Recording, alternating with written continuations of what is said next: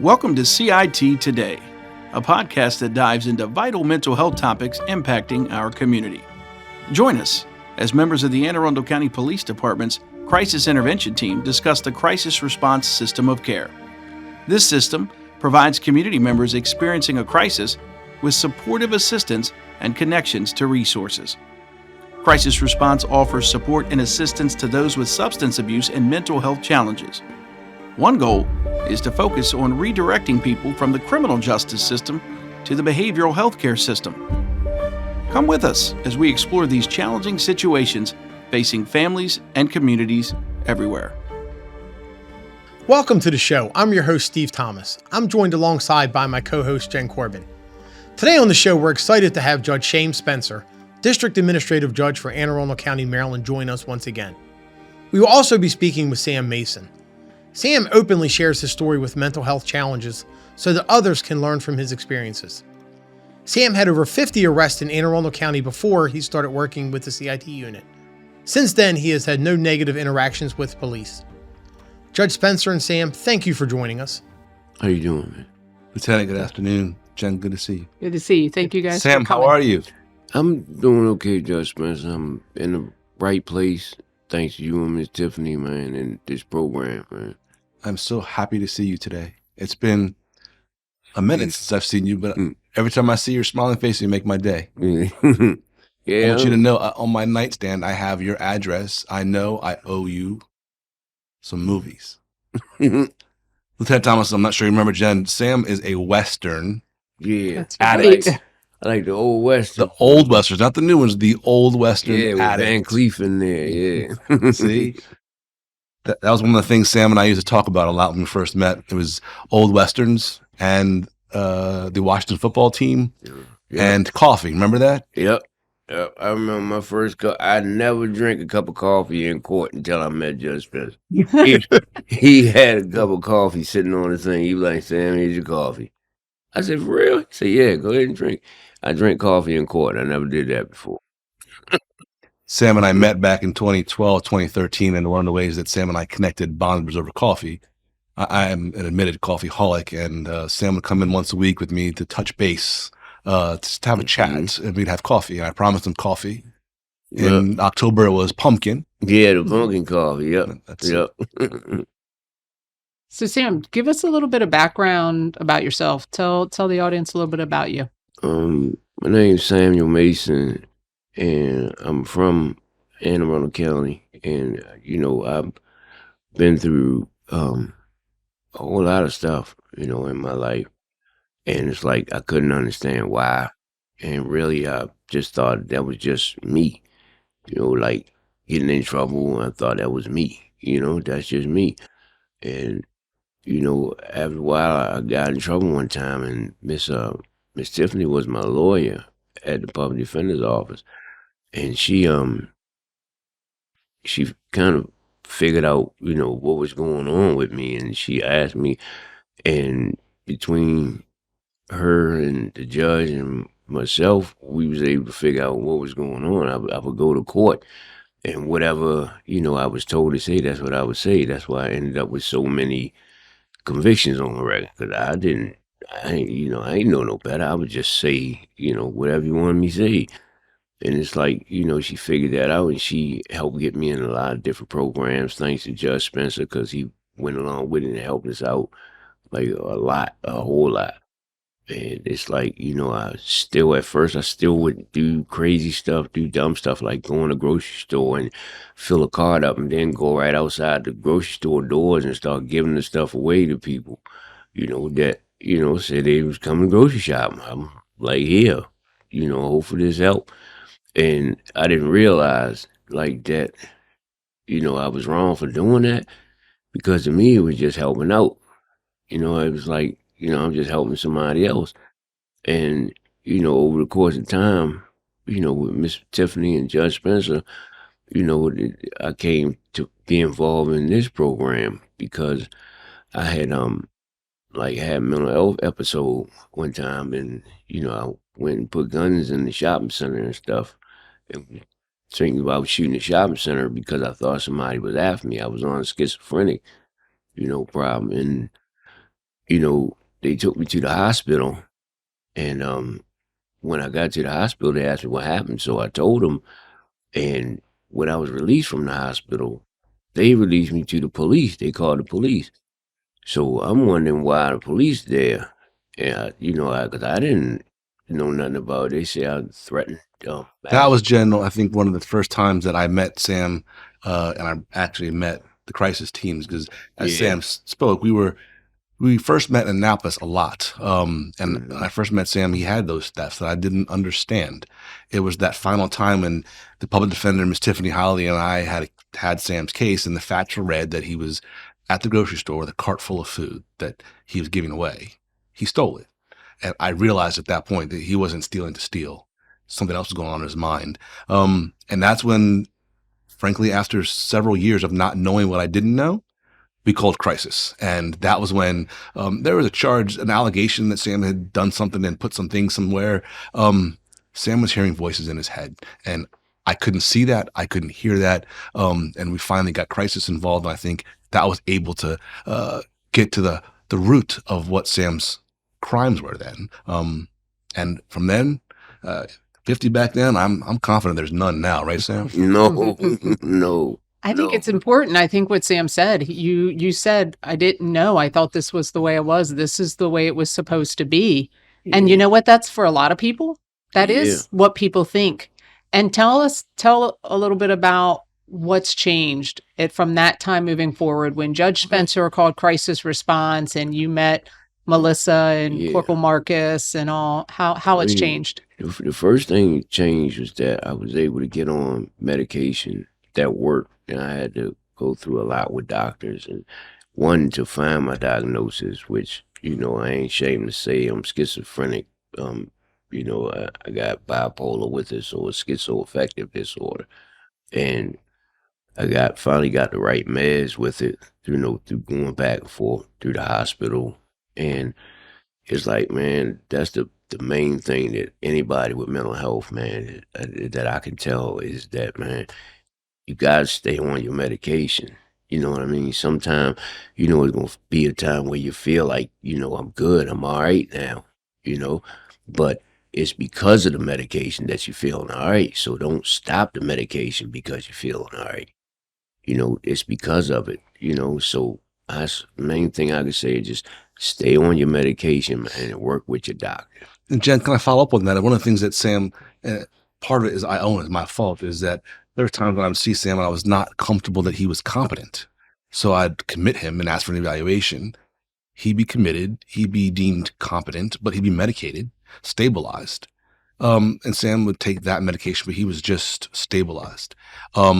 It wasn't until crisis got involved and Melissa followed through. And when Sam got the right cocktail, the right dosage of the right cocktail, and had someone like Melissa following up, making sure that he was getting the right dosage at the right time every single day, and touching base with Sam and his treatment providers, that's when Sam stabilized. But not only stabilized, Sam and I would talk football. Sam and I would talk about my team and his team. We would talk about different blends of coffee, but it was the follow through that Melissa's given Sam, Corporal Mark's given Sam since then. And Sam's humble. He won't tell you, but your team, they do fabulous things with him, and they take him and they take him to eat, and they take him to football games, and they do things that are just, that's not part of the job. That's part of this team being a family together with Sam. So let's explain a little bit. I don't think people understand what CIT looks like and what that team means. So Melissa is the clinical side, the social work / licensed clinician that works with Corporal Marcus, who's a special trained CIT officer. So when we talk about teams, we're sitting here naming people, and maybe the audience doesn't understand that this is a pairing, that it's the police department pairing with mental health, right? We hear all the time, send a clinician out, they'll fix everything. But really, it's the team component. It's because who's your best bud? Is it Corporal Marcus? Yeah, Mr. Barkins and Miss Melissa and Judge Spencer. But I'm gonna tell you how good the team is, man. I had allergic reaction to a medicine one time, and I mean it really messed me up. And when we got to the hospital, Miss Melissa and them took me to the hospital. When I got to the hospital, Miss Melissa just out of nowhere said he's got Stevens Johnson syndrome. And when I went in there, they knew what it was and she was able to. I don't know how to. I have no idea what put that. What how she knew that, and I didn't even know that. And that's exactly what it was. I ended up having to go to the burn center and all this stuff, man, to get it under control. But man, it's like they like magicians, man. It's like she just knew, and it was like she was absolutely right. And it was like, man, she know her stuff, man. It was like, I've been in the care of crisis response, man, for like 4 years. for years, yeah, for years. And it's like, I learned stuff about myself that I didn't even know, and I learned it from them. Judge Spencer, when I talked to him, he might tell me something, and then, I realized, okay, that he was right, and it's like I just need time to process stuff. It take me a little bit to process stuff, and, to like understand like what people telling me what it means, because sometimes I just don't I mean I get it, but it take me longer. You know what I mean? Like, Mhm. and I'm just glad that, man, that Crisis was there. Judge Spencer, like, he was a judge, man. And where he say went. And wasn't for him, man, I'd have probably been underneath the jail counting days on the map or something. I mean, on the calendar or something, man. Because I was doing like crazy stuff, and it's like between him and Miss Chris. I wish Miss Tiffany was here, man, because she was like the beginning of everything, man. She was the beginning of everything. Her and Judge Spencer from the beginning, it's like they saw what was going on. They understood it better than I did, because I sure didn't. And they just guided me through the steps and just got me right on the course. And it's like I'm in a group home now, and I've been there for like 4 years, and I haven't had any problems, at all. Sometimes I just call Judge Spencer Christmas time.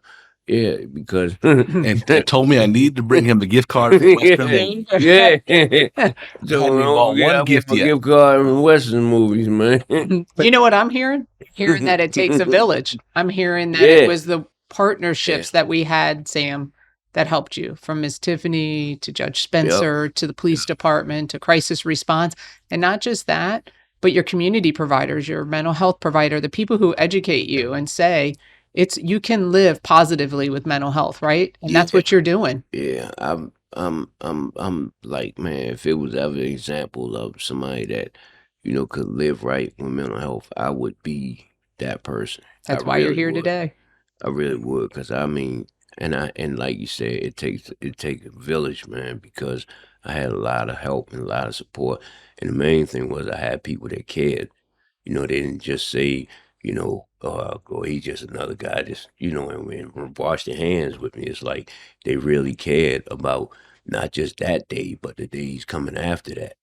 I'm glad you said that, because we just did an episode where we talked a little bit about that people think that putting people in jail is the answer. And I think you're the proof. What you're telling your story today is that, jail isn't the answer, but support is the answer. Yeah, because if you got to realize that if you put somebody in jail with mental health problems, when they come out, they still got the same problem they went in with. And it's like, did you solve anything? No, you didn't. You just took them out of society for a while and put them in a real bad environment. And it's like that didn't help at all, because the same problem he went in with, he came home with the same problem. So he's probably going to do the same stuff he did before he went in when he comes out, because he don't realize mental health is, man, I tell you something, man, and I'm going to use myself as an example, man. Schizophrenia is like probably one of the worst disease or symptoms that you could have, because when you have schizophrenia, it's like in your mind everything is real. It's like you can't differentiate between real and not real. So for me to be doing something crazy and the police, come pull up on me, and they jump out waving the guns and get out, get out, get out, everybody yell, that's not going to de-escalate the problem. That's going to escalate, because I don't understand, who is these people waving these guns at me and yelling at me? Why are they yelling? It's like it just takes everything up another level, and it's like, they gotta realize, man, oh, this is a person, he's probably going through something. That should be the first thing they think, not that he's dangerous, which, schizophrenia can be dangerous sometimes, but it's how you talk to a person, how you relate to a person that can de-escalate or escalate a problem. And it's like I didn't understand like why people get pulled, they come and they yelling and screaming. And then when you got the gun in fact, it's like, what, they coming to kill me. And that's the first thing I would think. I'm already having a schizophrenic episode, a mania or manic, and it's like these people jump out the car waving guns at me. I'm like, they trying to kill me. So my first instinct is run. And then from there, it just goes step by step by step, but it's not going down step by step. It's going up step by step. And it's like, I just want people to understand that, people with mental health, man, they see things differently. It's not that, we are different, but we're not different. You know what I mean? Like, we see things through different eyes. We looking at the same picture you looking at, but we see the picture differently. And it's like, that's what I need people to understand, is that we just see things different. So don't be, so because it doesn't help. Talk to him, find out what's on his mind, what's going on, but just talk to me, man. But look, don't pay all this no mind, man. Just talk to me. You know what I mean? Focus on me. John, I hope your listeners understand the depth of what Sam just told us right there, is that he told us, not just us in the room, but all of listening, that he is schizophrenic. He understands it. He told us the things that are fabulous about crisis is that they get there and de-escalate. And what Sam didn't tell you is the last time he was in jail was that 2018. He was hearing voices. And when I heard the facts about that case, I knew that's not Sam. Sam's never harmed a person in his life. That's not in his heart. And that's when I called you. I get emotional thinking about it because I know he was in jail. And that was my fault. And I had to get help. And since that day, he's not been back in jail. No. But every time he gets out of jail back in the day, he'd come to me. And I didn't know what I didn't know. I keep saying that. And I met you and the team, crisis response team, crisis intervention team, people like Melissa came, and now Sam is, well, an amazing human, but I think a friend to all of us. And Sam grew up in this county. Sam is from the county. Sam grew up in Annapolis. He is me and you and Lieutenant Thomas. He's one of us. He's an Anne Arundel County citizen, and he just spoke some things that blow my mind. Yeah, I think when I'm just sitting here listening to you, Sam, I'm blown away. And I think you make a good point. We talk about family. We've had some tough situations here at Crisis Response. The first person to call into the warm line and ask Melissa if she's okay after a tough day? Sam. It goes both ways. Not only are we checking on him, but you check on us. And that shows just where the line started and where it finishes, is that we are caring of one another. And when you work with someone for 4 years, police department, judicial system, crisis response, you build relationships. Right.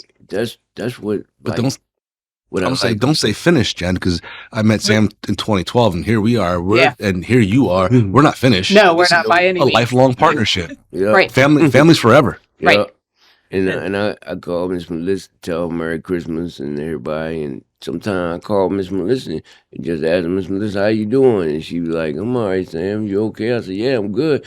But I would just want to know how you doing, because you the one that deal with all of, the stuff every day. She deal with, other people's problems. It's like, I had understanding, man, that she dealt with me for years, and all this time I'm, just doing out of whack stuff, and it's like she was able to figure it out for me and help me understand, like what I was doing was not, knowing was not right, and it's like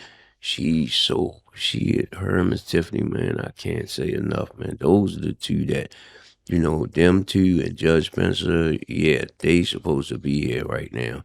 Judge Spencer, like, could have put me under the jail, but if he wasn't as understanding as he is and willing to, to go the extra mile and to see, man, he did so much for me, man. I be talking about him even when I'm home. I be talking about him. My judge said, and that's what I call him, my judge. I said, my judge told me, this, and my judge told me that. And it's like, I'm glad that I'm able to say that. I'm going to say my judge sent me to jail. No, my judge helped me so much, man. So much, man. And Sam, you keep talking about people helping you, but we need to talk about what you're doing to help us and how integral you are, not just calling and checking up on Melissa and Alan Marcus, but what you're doing in training for police. You're changing policing for the better. And our CIT training, I don't know if you understand how valuable it is with you, because things you've talked about today here, you're talking to officers one-on-one and changing the way they're responding to help people when they're in crisis. And we need to thank you for that. It's unbelievable what you're doing, and you're giving back more than you ever received. And thank you for that. Sam, I didn't get to tell you that after the last time you and I went to crisis training, the officers we talked to that time, there's some officers from our county there, but there are officers out of our jurisdiction coming to our county to get the training that you provide. They came to me afterwards and said how moved they were by Sam. Sam told them about those things he's hearing in his head, and when they jump out yelling and screaming, how that escalates him. Those officers told me those things they never heard from an individual who was, in their minds, a suspect of a crime, and how Sam changed their thought process. They can learn from the books and from the other officers, but hearing Sam's story and Sam telling them how they can approach him, how he sees life the same way they do, but just in a different lens. Sam, those officers told me they're moved by you because you, my friend, are an amazing, amazing man. And I love you, man. No, you Judge, man. I look at it like, man, you pretty much gave me an understanding of life, man, that I didn't understand myself, because I didn't understand, like, I knew what schizophrenia meant as far as the book, but I didn't understand what it meant as far as real life. It's like, y'all helped me understand so much about myself, man. It's like, I had to learn how to stop. And it sounds crazy, but to stop, look, and listen. I had to stop what I was doing and look at how I was responding to it and listen to, myself instead of the voices that go on in my head. So as corny as it sounds, I had to learn how to stop, look, and listen, to myself. And, I had so much help, man. It's like, I can't believe, man, like I'm not in jail, I'm on my meds, and it's like, man, I'm me, that's kind of hard. It's crazy because when you got, mental health, you don't know who you is. I didn't. It's like I went 40 years, man, 30 years without knowing who I was because the mental health wouldn't let me learn who I was. It's like, as I went on and I met Judge Spencer, I met Tiffany, they was able to give me like different look at that stuff. Like they helped me look at stuff differently and realize, who I was, the real me, and the real me, mental health is a part of the real me. So I had to learn how to deal with that and accept that and just accept the fact that like that's a part of me. Sam, let me ask you a question because you got a lot of different people listening to this podcast here. For someone out there who's got a family member struggling with mental health and doesn't know what to do, what advice could you give them to help their loved ones? First of all, don't talk to them like they're 3 years old. That's like the most aggravating stuff. When you find out a person got mental health, the first thing you want to do, oh, honey, I'm sorry. And it's like, come on, man. Just talk to them like normal people because they're normal like you and me. They just have a different way of looking at things. It's like, if he's 55, then he's 55. Talk to him like he's 55. Right. He'll accept that a lot better coming out the gate. And it's like, just understand that he has a different way of looking at things. And once you understand what that and what it entail, Once you understand what that entails, it helps you to better deal with the person. You know what I mean? Because like it aggravates you, man. When somebody finds out you got mental health issues, the first thing they do is talk to you like you're 3. And it's like, no, I'm not 3 years old. I'm 55 years old. I'm 54. It's like, just help me, like, get a grip on me. Help me understand what this is that I'm dealing with. Help me understand me and what my needs are, because I'm different. You know what I mean? Like, okay, I understand that I'm human, okay, blah blah blah, and I'm just like you and blah blah blah. But I have issues that you don't have, and I need to help understand what those issues are, and like how to differentiate, some of my issues, from what you may be seeing or the way you may respond to different stuff. I respond to them different. So I need help, just getting used to that and understanding that I got to stop, look, and listen, to what's going on and what my responses is, because that's what's really important. It's not so much as, what I'm thinking or what the voice is telling me, but what's important is how I respond to them, you know? So That's great. Thank you. No, Sam, your insight in yourself is unbelievable. And thank you for sharing your story. Because I know you're helping a lot of people, not just as you help police training, but now as people hear your story, they're going to know what to do for themselves and their family and friends and loved ones of what to do to get help.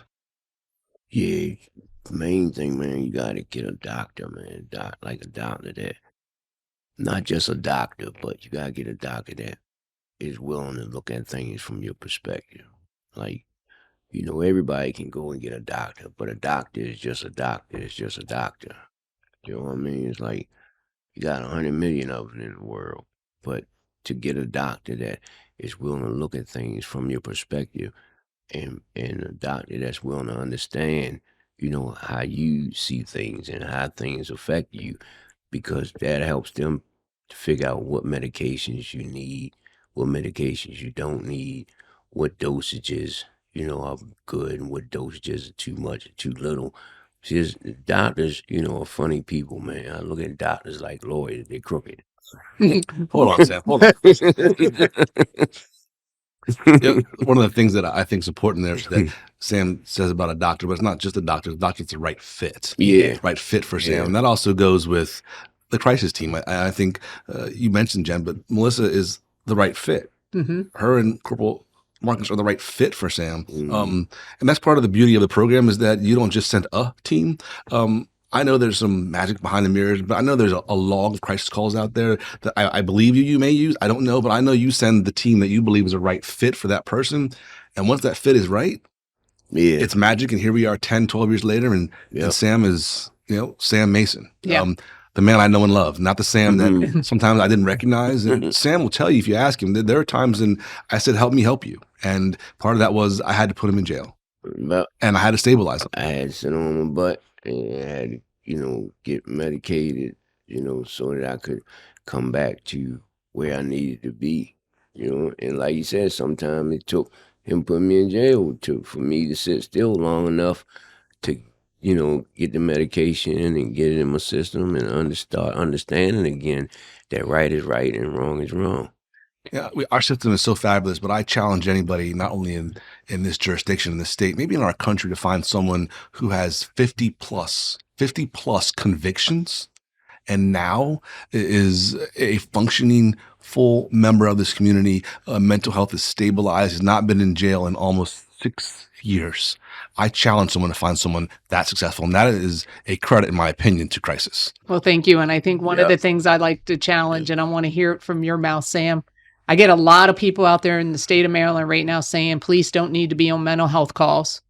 And I'm going to challenge that, because I believe police belong on mental health calls. With the training you provide to our CIT class and the understanding that police have, could you imagine your life without Corporal Marcus? No, man. You know, Yeah. me and Mr. Marcus just came got me for the football game when the Ravens played the Redskins. Well, used to be a Redskin. And he just called me. He was like, man, you want to go to the game? I was like, me? He said, yeah. He said, you want to go to the football game? Yeah, man, because both of us, he liked the Redskins. I mean, he liked the Ravens. I liked the Redskins. So we had a good time. I made some videos of us sitting there in the stands and stuff, man. Mr. Marcus is like, he was a part of the team, man. He is a part of the team.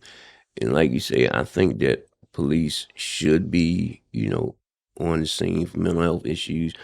And mainly because if it doesn't go right, it might go wrong. And, I don't like saying that because I understand that. But I think they should be on the scene. They can help, de-escalate if they understood what the situation is and don't just look at it as, criminal or he wrong. It's like get an understanding that, he has something going on that we don't understand.